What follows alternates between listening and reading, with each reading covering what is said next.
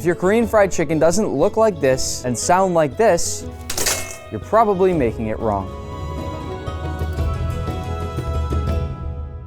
We'll start with a quick chicken marinade by combining some rice wine, or alternatively a little apple juice and rice vinegar, as well as a few smashed cloves of garlic, a bit of freshly grated ginger, and a little salt and pepper. And we'll give this a quick mix. Now we'll prep our chicken. I'm using boneless, skinless chicken thighs. These have a higher fat content than chicken breasts, which means they'll stay juicy when we double fry them. I'm cutting my chicken here into 2-inch chunks and dropping it straight in the marinade as I go. It's okay if they're a little bit different sometimes, but remember, the more uniform, the more even they cook. Now that our chicken's all in that marinade, I'll give it a mix, make sure that chicken's fully coated, and then we'll cover this up in plastic wrap and let it rest at room temperature for 30 to 60 minutes. And in the meantime, we'll work on our pickled radish. Why does Korean fried chicken always come with pickled daikon? Well, this style of chicken is fatty, sticky, and has lots of sauce. So pickled daikon acts as the perfect palate cleanser to cut through all that richness. Not only does it give a nice sweet and sour balance, it's also one of the crunchiest foods I can possibly think of. Listen.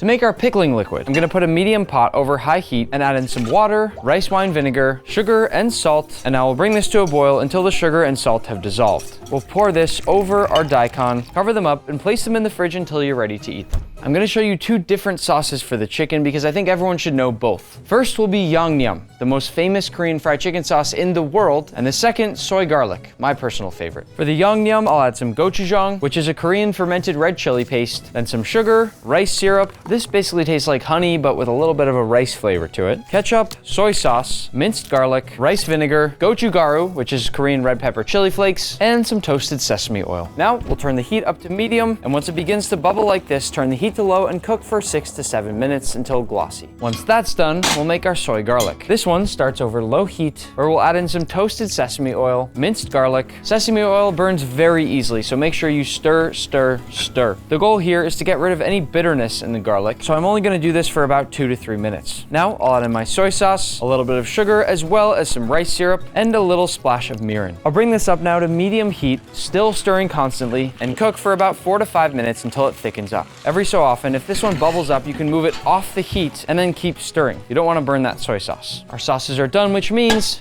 time for chicken. This next part is quick and easy. There's already so much flavor in the marinade and the sauces that we don't need to do much with the dry dredge. My method when frying is always the same. I've got one glove to take the wet stuff and put it into the dry stuff, and then I've got one glove to coat whatever it is I'm frying in all that dry dredge. Like any time we fry, we really want to squeeze it into the chicken here. And once it's fully coated, give it a little shake and put it off to the side. I did that first piece so you could see what I was doing, but now I can go in bigger batches. What that glove trick does is make sure that I'm not coating my fingers with all that batter. You know when they get really thick as you go back and forth? This trick totally fixes that. I'm also curious to see if I'm gonna like the soy garlic marinade we just made more than the yangnyeom. Watching this, you also may wonder why we're using potato starch. Think about the perfect French fry and that shatteringly crispy crunch that you get with it. That is what potato starch gives us. It can be a little tricky to find here, but if you look in the right places, you can definitely get it. I make absolutely sure here that every nook and cranny of that chicken is fully coated. I'm now realizing I'm gonna need a much bigger tray for this. And I'm just gonna fast forward now through the rest of the dredging process so you don't have to wait. Now it's time to fry. We'll fry our chicken in 2 different stages. First, at 300 Fahrenheit for what I call the cooking stage, because we're cooking the chicken at a lower temperature to cook it all the way through, but not getting any color quite yet. You'll see I also create this gentle vortex so the chicken pieces don't stick to each other here. We're frying for about 6 to 8 minutes just to get it cooked through. Once done, I'll toss it on a paper towel, wire rack line baking sheet, and space it out just so those pieces of chicken don't steam each other and become soggy. And then I'll continue with the second batch. Like I said, I'm making a lot of chicken, but don't worry, I'm not gonna make you watch this all over again. The second stage of frying is at a higher temperature, where we wanna get that golden brown crispy crust. And this one I call the frying stage. With this stage, I like to move the chicken around to make sure every piece is hitting the oil in different heat spots. That way, it'll crisp up evenly. And the nice thing about this frying stage is that your chicken should already be fully cooked, which means this stage is mostly visual. When you feel like your chicken is golden brown enough, you can take it out. You should also be constantly monitoring your temperature to see where you're at. I'm supposed to be frying at 350 right now, and I'm right at 358, which is perfect. When it looks something like this, we're good to pull it. Listen to this.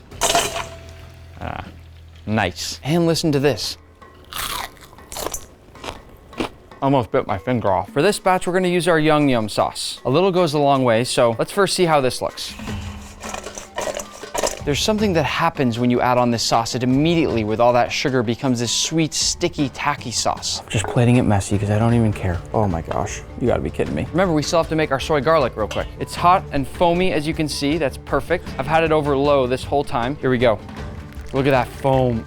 Ooh, looks like espresso. Oh, I smell it. It's nutty, caramelized, so different from our other one. I'm already eating so much of it. This is the most I've eaten before something's been plated in all of Nick's kitchen. So hot, it's burning my fingers, but I don't even care. Most Korean fried chicken spots garnish in the exact same way. A few chopped green onions over the chicken. It looks nice and gives that fresh flavor, and some toasted sesame seeds. And of course, we can't forget about the pickled radish. And now the big question, which is better? We're gonna start with the yum.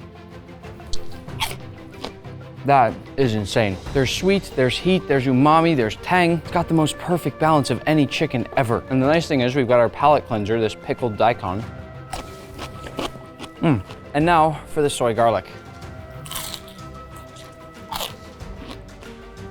This one packs a deep, caramelized, rich umami flavor right away. It's right on the verge of being too salty from all that soy sauce, but it's not quite there. This is hard. Both of the best bites of Korean fried chicken I've ever had. But the real question still, which one is better? I guess you'll never know. I'd say I'm joking, but I honestly can't decide. They're both too good.